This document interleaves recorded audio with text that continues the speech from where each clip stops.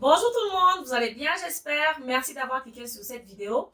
Je vous reviens avec un nouveau numéro et j'ai avec moi un invité qui va se présenter dans quelques secondes. Si vous tombez sur cette chaîne pour la première fois, mon nom est Malaika, je suis entrepreneur amoureuse de business. Sur cette chaîne, je partage avec vous mon expérience, des astuces et des informations qui peuvent vous aider soit à commencer un business ou carrément à améliorer le business que vous avez déjà. Donc, si c'est vraiment quelque chose qui cadre avec ce que vous recherchez sur YouTube, n'hésitez surtout pas de vous abonner et de partager la vidéo avec vos proches ainsi que vos amis. Nous allons partager, nous allons suivre son parcours et j'espère qu'il y a des gens là dehors qui vont aimer, qui vont apprendre quelque chose. Merci pour votre temps et nous allons commencer.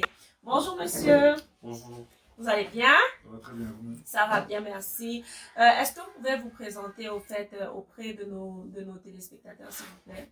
D'accord, je suis Francine Mutombo, je suis entrepreneur et CEO de une maison d'impression et aussi d'une plateforme voilà, que j'appelle MD Magazine. Ok. C'est un peu ce que je fais en ce moment. Vous avez combien d'années d'expérience au fait dans ce business précis, par exemple? Dans le magazine, je veux dire que c'est juste ma première année. Ok, Et pour la maison d'impression aussi, c'est la c'est même la chose. première année. Avant ce business, est-ce que vous avez déjà eu d'autres business avant celui-ci? Est-ce que vous pouvez partager votre petite expérience? Comment est-ce que vous vous êtes retrouvé entrepreneur? En tout cas, je veux dire que un business comme tel, pas vraiment. C'est vrai que j'essaie de me débrouiller à gauche, à droite, mais pas un business comme tel. J'ai commencé un peu dans la vidéographie et c'est ça qui m'a permis quand même d'explorer un peu le monde des entrepreneurs et voilà, ça me rapportait quelque chose. Donc c'est à partir de ça en fait que toutes ces autres idées sont venues et je me suis retrouvé là. Qu'est-ce que vous faites hormis l'entrepreneuriat? Je suis étudiant, je suis en deuxième année de droit à l'université de Lubumbashi. Ah, ok. Et d'ailleurs, pour ceux qui ne savent pas, cette vidéo est tournée à Lubumbashi. Je suis actuellement dans mon pays, au Congo, et précisément à Lubumbashi pour le moment. Donc, au moment où vous allez voir la vidéo, donc soit je serai toujours à Lubumbashi ou peut-être que je serai déjà partie, mais je tourne cette vidéo à Lubumbashi, ok? Alors, vous avez écouté ce que M. Francis a dit, vous avez essayé de comprendre son parcours. Donc, c'est son premier business, mais il s'y met sérieusement pour essayer de générer quelque chose aussi avec ce business-là. Mais Monsieur Francis, je voulais savoir quel est votre, en fait, qu'est-ce qui vous a poussé à se lancer dans ce business-là? Ok, ce qui m'a poussé à se lancer, je veux dire qu'il y a deux choses. Oui. Premièrement, il y a déjà le fait que, voilà, je me rends compte qu'aujourd'hui, quand on observe un peu en RDC, c'est assez difficile de finir ses études et de se retrouver directement en train de travailler. Et moi, je me suis dit, en tout cas, je voudrais pas. C'est vrai que c'est possible, mais aujourd'hui, il faut dire que c'est rare. Il y a plusieurs, surtout dans mon domaine, le domaine juridique. Aujourd'hui, il y a même des profs qui nous disent, vous êtes là à étudier, mais vous savez pas, il y a combien de magistrats qui jusque-là attendent d'être nommés magistrats. Donc, je me suis dit non, je vais pas attendre, je vais commencer. Et surtout, je m'étais rendu compte que j'avais quand même des capacités et voilà, certains talents naturels que j'ai pas appris quelque part, mais que je faisais très bien. Je me suis dit, pourquoi ne pas voilà, commercialiser, pourquoi ne pas faire de ça une affaire, donc c'est ça. Et surtout, je voulais pas être dépendant des parents et voilà, c'est ça. Vous devez voir les réalités en face. Les statistiques le disent, tout le dit. Il n'y a pas d'emploi. Vous devez, bon, je ne dirais pas vous devez, mais j'encourage les gens à créer des emplois, à créer des sources de revenus personnels, individuels. Si le travail vient, Dieu merci. Si ça ne vient pas, vous êtes en mesure de prendre soin de vous. Au lieu de vous retrouver au chômage, sans source de revenus, et dans la souffrance inutile, alors que si vous avez une connaissance, vous pouvez monétiser votre connaissance. J'espère que vous avez pris bonne note, ok? Alors, Monsieur Francis, quels sont les challenges auxquels vous faites face, au fait, dans ce travail? Parce que je sais que c'est pas facile d'être entrepreneur. Je suis entrepreneur. Je pleure, parfois je me sens dépressive, parfois je suis pas contente. Qu'est-ce qui se passe pour vous, au fait? Quels sont les challenges auxquels vous faites face? Ok. Bon, déjà, de mon côté, il faut dire que c'est pas facile, sur tous les plans. On va dire qu'on se supporte soi-même, on essaie de faire avec les peu de moyens qu'on a. Et en plus, aujourd'hui, voilà, vous n'allez pas espérer être suivi ou voilà, que les gens viennent vers vous si vous n'avez pas de la qualité. Donc, faut donner le meilleur de soi, mais parfois sans beaucoup de choses, en fait. Et déjà, ça, c'est le premier défi, c'est qu'on est soi-même son propre sponsor. Et faut quand même avouer qu'à Lumbashi, c'est assez difficile de trouver des personnes qui veulent bien, voilà, vous donner un coup de pouce ou voilà, vous aider en fait, si je peux dire sponsoriser, si je peux dire ça comme ça, ce que vous faites. Donc déjà, ça, c'est le premier grand challenge. Et puis, deuxièmement, il y a la concurrence, je peux dire ça. Il y a la concurrence. Bon, c'est vrai que déjà, on n'est pas, chacun, en fait, est spécifique et particulier. Mais bon, il faut, surtout pour nous qui ne faisons que commencer, faut se dire, voilà, j'ai ma place, en fait. Et ça, c'est quand même un défi, en fait. Faut se dire, j'ai ma place et même je peux trouver ma place au milieu de toutes ces personnes qui sont, entre parenthèses, ou entre guillemets, excellents. Ça, je peux dire que ça, c'est le deuxième challenge. Et puis, le troisième, c'est le regard des autres. Ouais. Le troisième, vraiment, c'est le regard des autres. Parce que, voilà. Faut dire que ça paraît banal, mais ça peut être très déstabilisant. Surtout quand vous commencez, vous êtes chaud. Et voilà, les autres vous regardent comme, mais qu'est-ce que tu essayes de faire? Voilà, en fait. Tu es vraiment sûr que ça va t'aider et tout. Au moment, on le montre pas, mais c'est quand même assez difficile. Et parfois, on se remet en question, on se dit, mais est-ce que je suis vraiment à la hauteur? Est-ce que je pourrais? Et tout, et tout, et tout. Et donc, c'est ça, le regard des autres, vraiment, ça joue beaucoup. Et c'est surtout ça, en fait. Quand vous commencez à vous remettre vous-même en question, vous dites, est-ce que j'ai bien fait de commencer? Est-ce que j'irai loin? Et puis, parfois, quand tu commences, parce que nous, on se disait que tu commences, et puis l'argent commence à pleuvoir. Tu te rends compte que ça se passe pas comme ça. Il faut trouver des idées, il faut innover, il faut intéresser les gens. Et toutes ces choses, faut dire que c'est pas toujours évident. C'est un peu ça. Ok. En tout cas, parmi les points que vous avez cités, il y a quelque chose qui m'a le plus marqué. Parce que moi, personnellement, je fais partie des personnes, je dirais, de ma famille ou de mon entourage, qui ont décidé de suivre un chemin différent des autres. Okay? Alors, et parfois, on me pose des questions et si tu n'as pas confiance en soi, tu as l'impression que tu es malade. Ok? Donc, moi, il y a un moment où je me disais, bon, soit je suis en train de devenir folle, ou soit je suis sur un chemin qui va m'emmener quelque part. Et cette peur-là, je suppose que ce regard des autres, le regard qui fait peur, c'est plus le regard de l'entourage, n'est-ce pas? Ouais. Alors, par rapport à ça, je dirais, quel conseil vous avez à donner à quelqu'un qui sait que lui doit faire un business, mais son entourage le dirige ou la dirige vers autre chose? Quel est le conseil que vous pouvez donner à quelqu'un comme ça? Le conseil que je peux donner à quelqu'un de comme ça, bon, déjà, un truc qu'il faut que je dise, c'est que pour ma part, le regard des autres dont je parle, c'est déjà la famille, en fait. Merci. Et ça, c'est vraiment, en tout cas, je dois le dire très humblement, j'en suis là parce qu'à un moment, j'ai dû être têtu à un certain moment. Merci. Vraiment, il y a eu un moment où on m'a dit, tu supprimes tes comptes, tu supprimes tes pages. Je dis, mais comment je fais? Vous pensez qu'avoir, je sais pas, 500 abonnés comme ça, c'est rien.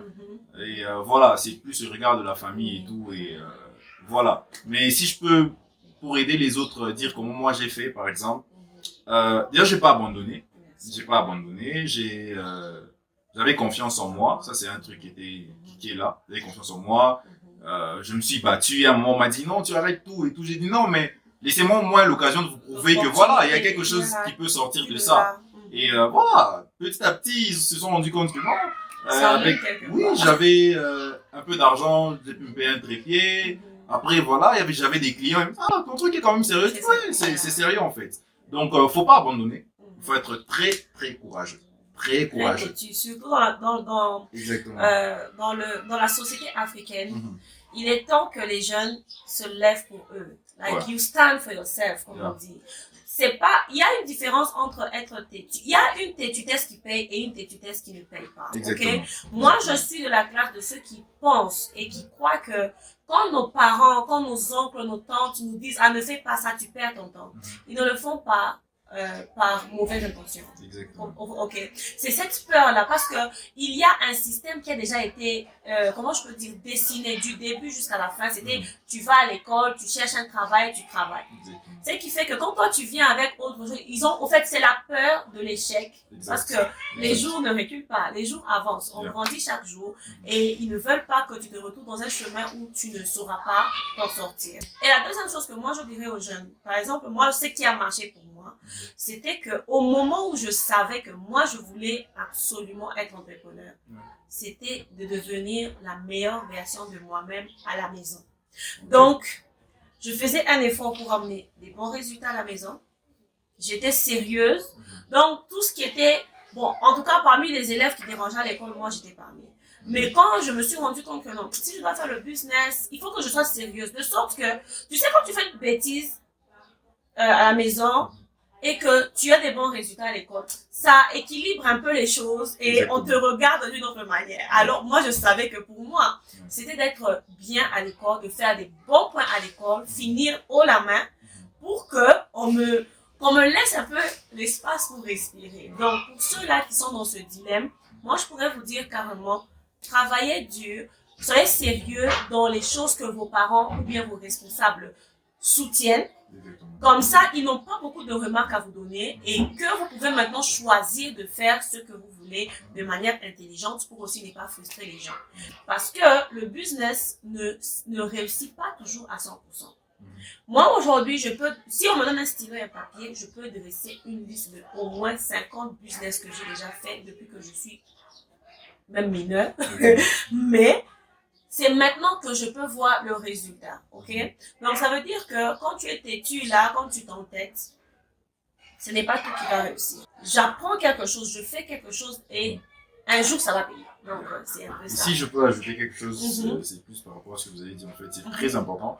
Parce que moi, il faut que je dise que le problème qui commençait à vouloir mettre de côté, en fait, ce que je faisais, c'était le fait qu'à un moment, je dois être sincère, et j'espère que papa et maman ne vont pas suivre, je n'allais plus à la faculté. En fait. Je n'allais plus à la faculté.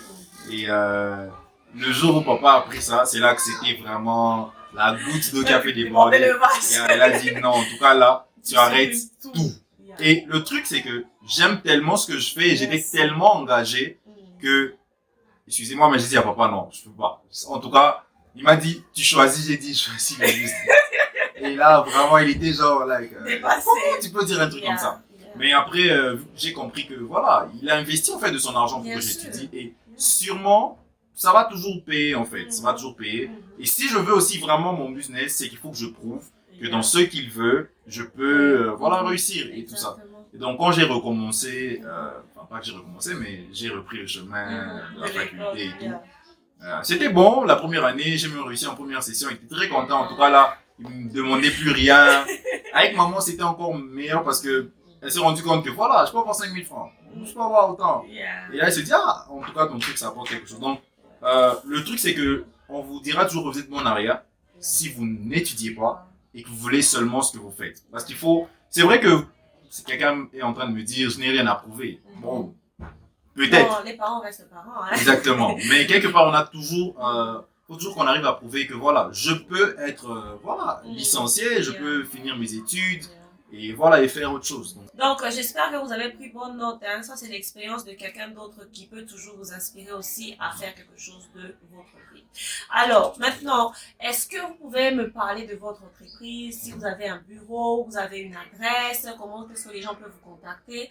On ne sait jamais qui est en train de suivre cette vidéo. Je sais qu'il y a des gens qui habitent à Lubumbashi, des gens qui sont du Congo, mais dans votre province, qui peuvent toujours passer des commandes chez vous et se faire livrer là où ils sont. Quels sont les services que vous offrez en fait?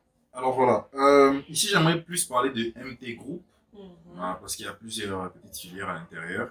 C'est que on a premièrement MT Magazine, qui est une plateforme voilà, d'exposition et de promotion pour les jeunes entrepreneurs. Ça veut dire que vous avez votre petite affaire, vous avez votre business, vous avez besoin d'être vu, vous avez besoin d'être promu aussi. Voilà, vous pouvez toujours nous contacter. Voilà, on travaille dans un système de publicité, de challenge. Ça veut dire que voilà, vous venez, vous nous dites, voilà, dans un mois, j'ai besoin de booster mon affaire à un tel niveau. autant de clients. Donc, on travaille avec le système de challenge, c'est-à-dire vous venez, vous nous dites par exemple, j'ai une affaire de vente de sandwich par exemple, et j'ai besoin que vous puissiez m'emmener dans un mois, dans l'espace d'un mois, 5 clients, 3 clients, ça va dépendre de vous. Et nous, on vous ramène ces personnes et voilà, on s'entend bien sûr sur ce qu'il faut. Et ça, c'est plus du côté de la publicité, mais en dehors de ça, on a aussi les interviews, comme on est en train de le faire là. Donc vous venez, vous parlez de votre affaire et tout, et voilà. Avec aussi les réseaux qui nous aident aujourd'hui, on sponsorise et une plus grande audience en fait peut vous suivre. Oui. Et voilà. En dehors de ça, on a aussi MT Print, qui est une maison d'impression. Voilà, on imprime sur les polos, sur les tasses, sur les clés, sur les sacs et sur les bâches aussi. Donc voilà, pour toutes vos impressions, vous avez besoin d'une impression de qualité, venez vers nous, on est très ouvert et voilà, vous pourrez facilement nous trouver là. En dehors de ça, il y a aussi MT Vibe qui va être lancé très bientôt. Alors là, ça va juste être la photographie et la vidéographie. Donc vous avez besoin d'une couverture d'un événement par exemple, vous avez besoin d'une annonce, c'est pas de l'orgueil mais vous n'allez pas être déçu. Donc c'est un peu ça. Alors pour nos adresses physiques, nous sommes au niveau de l'avenue de la Révolution. Oui, l'avenue de la Révolution, coin Kamalondo, pour ceux qui sont de Lubumbashi le connaissent. Derrière la cave de Bacchus qui est il y a un supermarché, je pense, de boissons et tout ça. Donc vous pouvez venir là, c'est facile en fait de nous trouver, on est là. Et voilà, c'est là qu'on travaille. Donc, n'hésitez pas, nous serons là. Ok. Juste une question de curiosité. Le t-shirt que vous portez, c'est un produit de votre collection. Oui, exactement. Guys, vous savez que moi, j'ai un œil spécial pour la qualité. J'aime la qualité et j'insiste toujours. Quand je vois quelque chose de bien, je dis que c'est bien fait. Quand je vois que la qualité est moyenne, je dis même à mes clients que cette qualité n'est pas très bonne. Et à voir, bon, je sais pas comment ça va paraître dans la vidéo, mais à voir, c'est des t-shirts de 200 grammes, hein. C'est 200 grammes. Donc, c'est des t-shirts qui pèsent, ça pèse. La qualité, elle est bonne. Et même, en fait, l'impression, il y a un truc que beaucoup de gens ne comprennent pas, en fait. Il y a ce type d'impression qui, ça paraît, en fait, beau au départ. Mais après avoir lavé, ça commence à sortir, ça commence à se déteindre. Mais l'impression qu'on fait, en fait, c'est vraiment une impression qu'on met sur le polo. Vous pouvez laver. En tout cas, ça sort pas d'aussitôt.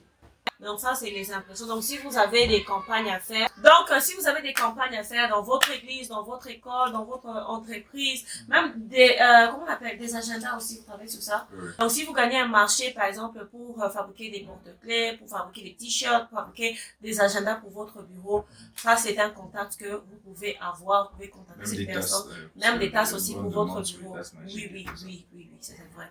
Donc vous pouvez le contacter et on ne sait jamais. C'est mieux de soutenir un jeune. Ceux qui ne savent pas, moi je suis agent, n'est-ce pas? Moi je suis basée en Turquie, je fais des achats pour les gens. Mais si vous suivez mes vidéos, j'insiste toujours sur la promotion de la main-d'œuvre africaine. Ok? Au lieu de passer les commandes en Turquie, vous pouvez faire votre commande ici. C'est vrai qu'il y a beaucoup de gens qui ne mettent pas l'accent sur la qualité, mais lorsque vous trouvez la qualité, vous voyez des jeunes qui font un effort pour vous offrir la qualité, pour se distinguer. En tout cas, n'hésitez pas de les soutenir, ok? Parce que c'est très important qu'on se soutienne comme ça. Et donc, je vais mettre le numéro, hein, ça sera soit ici, soit au-dessus, là. Je vais mettre son contact pour le contacter. Vous dites que vous venez de Malaika, je serai très contente d'apprendre qu'il y a un frère qui était passé sur notre chaîne, qui a eu des clients, qui a eu des marchés grâce à ce qu'il a fait sur la chaîne. Nous sommes arrivés à la fin de notre interview. Est-ce que vous avez un mot de la fin? Oui, j'aimerais encourager les jeunes le choix parce que j'ai remarqué que il y a plusieurs personnes qui ont vraiment du potentiel, mais qui se renferment encore, oui, et qui ont un peu peur. En fait, je pense que dans l'entrepreneuriat, il est très important d'avoir non seulement du courage, mais d'être audacieux. Faut oser faire ce que tu as, ce que tu penses. Voilà, donc c'est très important. Il y a des jeunes comme nous, comme vous, qui se font de l'argent déjà aujourd'hui. Et voilà, je pense que vous êtes encore en train de dormir un peu. Il faut se réveiller, il y a des opportunités.